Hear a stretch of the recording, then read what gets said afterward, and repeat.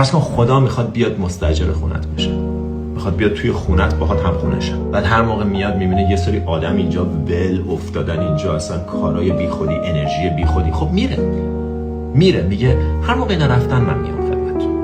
من جایی که این آدما هستن، جایی که این تفریحا هست، جایی که این انرژی ها هست نمیام. تصور کن پول گنده میخواد بیاد تو و بعد میاد میبینه او تو هنوز خودت رو لایق پول درست حسابی و پول فراوون پر رونق نمیبینی. هنوز به خاطر 1 قرون 2000 دروغ میگی.